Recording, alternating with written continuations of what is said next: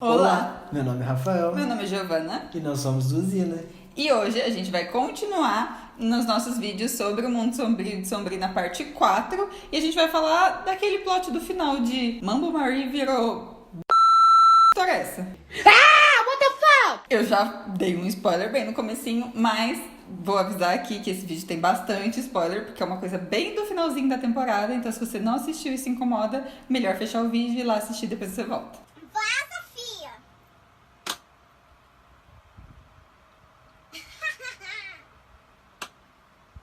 E aqui a gente analisa as características históricas tanto da Mambo Marie quanto do Barão Samedi para tentar entender em que ponto esses personagens se fundiram ali na história, já que a série ela não fala muito bem, ela joga essa informação e sai. Ou se isso foi uma jogada que só na quarta parte, para tentar adaptar o roteiro para o final, que os criadores resolveram transformar a Mambo Marie, ou se desde o começo já era pensado para ter o link entre esses personagens.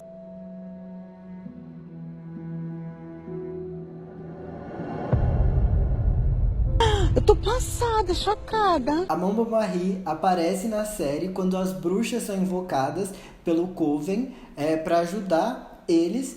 E dentre elas aparece a Mambo Marie. A tia Zelda fica muito incomodada com a presença dela, não entende direito o que ela tá fazendo ali. E mais pra frente é explicado pra gente que, na verdade, quem convocou ela foi a Prudence. A Prudence conheceu a Mambo Marie em Nova Orleans, junto com Ambrose, quando eles estavam procurando pelo padre Blackwood. E a partir daí, ela acaba ganhando muito mais destaque na série do que as outras bruxas e acaba ficando ali no Coven, desenvolvendo relacionamento com a tia Zelda. Mas o que é muito legal a gente contar aqui nesse começo do vídeo é que a Mambo Marie, ela é um personagem real, verídico, ela realmente existiu. Ela foi filha de uma escrava com o 5º prefeito de Nova Orleans, e até esse link a série faz de que eles haviam encontrado ela lá na cidade onde ela realmente existiu. E tanto a mãe dela quanto a avó, elas eram sacerdotisas de voodoo, e isso ela aprendeu desde quando ela era criança. Aos 25 anos, Mambo Marie se casou com o Jacques Paris e logo depois do casamento ele desapareceu, alguns davam ele como morto, e ela começou a se apresentar como viúva de Paris. E logo depois que ela se tornou viúva, ela abriu um salão de beleza na cidade, se tornou muito conhecida e as mulheres iam lá para fazer o cabelo, mas também para usar os serviços religiosos dela, que ela praticava lendo cartas e vendo o futuro dessas mulheres. Ela ficou tão conhecida que até os homens a contratavam para que ela fizesse abortos à distância em amantes. Nessa época, as clientes dela faziam parte da elite da cidade. Então, por isso, ela começou a ganhar muito respeito de toda a elite da cidade. Existem relatos históricos de pessoas falando que ela andava pela cidade como se fosse a dona da cidade, porque ela era muito influente. Ela tinha ali amizade com todos os ricos, poderosos e ainda mexia com voodoo, né? E nisso, a gente tá falando ali dos anos 1800, uma época em que os sacerdotes eram muito venerados. Ela, sendo uma sacerdotisa, ela era respeitada como tal. E o voodoo, ele era uma religião muito predominante naquela época e naquele local, em Nova Orleans. Então, por isso que ela era respeitadíssima, muito famosa. Nova Orleans é uma cidade muito conhecida, era muito conhecida naquela época pela miscigenação. A cultura negra ali era muito forte, especialmente cultura haitiana, cultura francesa também. Então, apesar de a gente estar falando de uma época muito antiga, pode parecer que ela sofria muito mais preconceito e tudo mais, mas não, era uma época justamente que ela estava numa época e numa região em que ela era muito respeitada justamente como sacerdotisa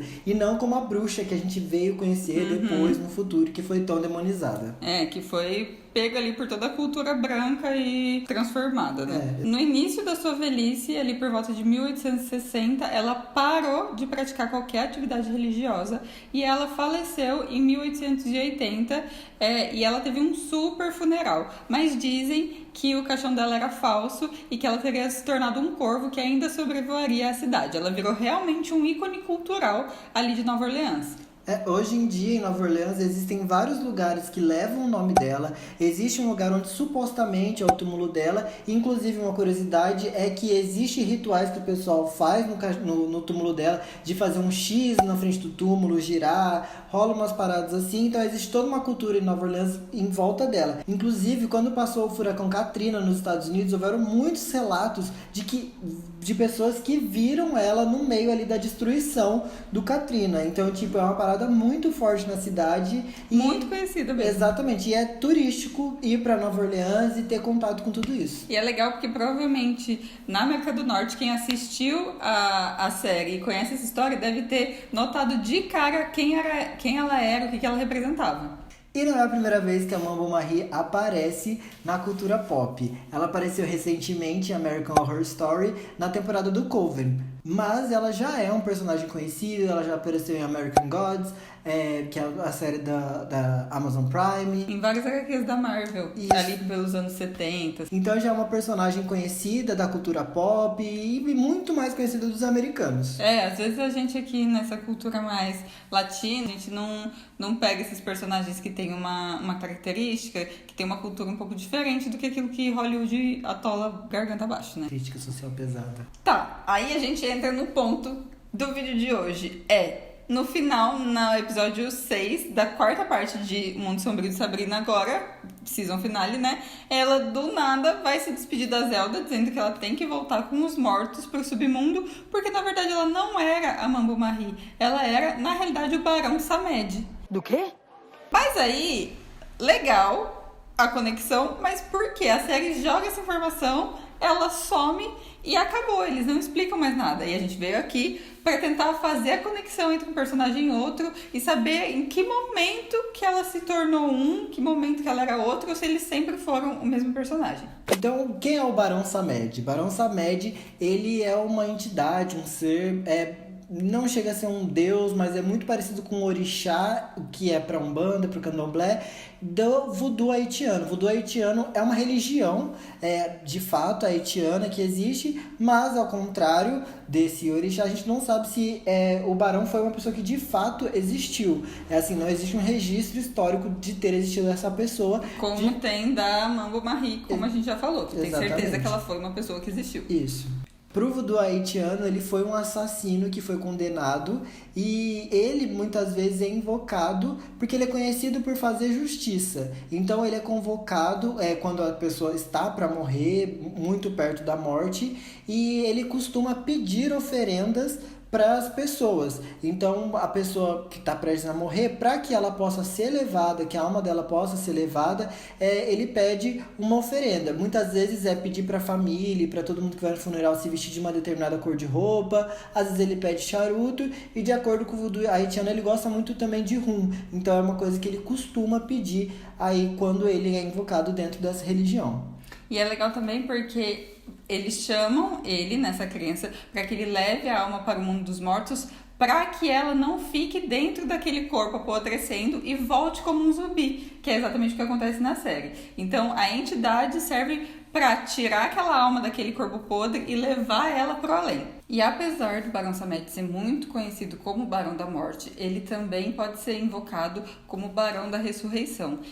Acreditam que ele pode fazer pessoas incuráveis ou pessoas que estão à beira da morte voltarem à vida ou se curarem se a pessoa realmente merecer, se ele entender que essa pessoa merece voltar à vida para cumprir a missão dela. E aí é legal que, sabendo dessas características e sabendo dos poderes dele como uma entidade, a gente começa a perceber que já desde a terceira parte de Sabrina já tinha algumas coincidências ali com a Mambo Marie. Ela, desde a sua aparição ali na parte 3, ela fala que ela é uma sacerdotisa do voodoo e ela é muito nesse mapa astral, ela consegue sentir as energias, consegue sentir os astrais, os orixás das pessoas.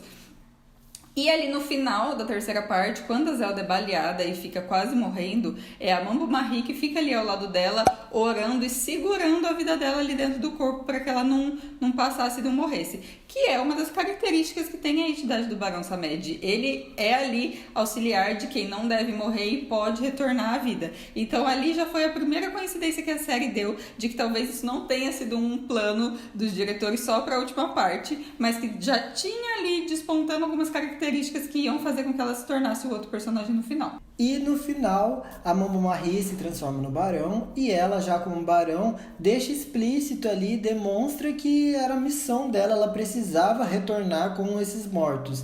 E a simbologia disso tudo o barão é a entidade que leva as almas embora. Então ele era o papel dele como barão fazer isso, de pegar essas pessoas, esses zumbis, e levar embora. Então aí a gente fechou o ciclo do barão e da Mamba Marie, né? E na crença voodoo haitiana, o Barão Samedi, ele é descrito como sendo um homem de chapéu branco, terno preto, óculos escuro e algodão nas narinas, semelhante a um cadáver vestido e preparado para o enterro, estilo haitiano. Ou também relacionado à imagem de um homem negro com uma caveira pintada no rosto. E essa segunda imagem, ela já é um pouco mais parecida com aquela última cena, quando a Mambo Marie finalmente se mostra, a hora que ela está indo para o submundo com os mortos, se mostra fisicamente como o Barão Samedi, que é realmente uma caveira negra vestido com um chapéu e com todas as vestimentas ali de um funeral. O mais curioso desses dois personagens, na verdade um personagem, que são dois personagens da vida real, é que eles foram muito bem retratados. Eu acho que teve muito mais fidelidade, né, ao que são os personagens do que aconteceu com os 7 terroristas, com os 8 terroristas sobrenatural, que inclusive você não sabe de onde veio a inspiração. Assiste o nosso último vídeo que a gente explica todos os 8, de onde vieram cada um deles. Como foi a inspiração histórica e tudo mais. Assiste lá o nosso vídeo. Uma característica legal de Sabrina é isso, de sempre trazer coisas da cultura que já existem pra série. E conta pra gente aqui nos comentários se você já conhecia algum desses personagens, o que você achou, se você já tinha sacado tudo isso. E se você achou que foi só uma desculpa pra encerrar a série na 4ª temporada, ou se isso já realmente tem uma lógica. Exatamente, e antes de sair, não se esquece de dar um curtir aqui, se inscrever no nosso canal se ainda não for inscrito. E curtir a gente no Instagram. Tchau!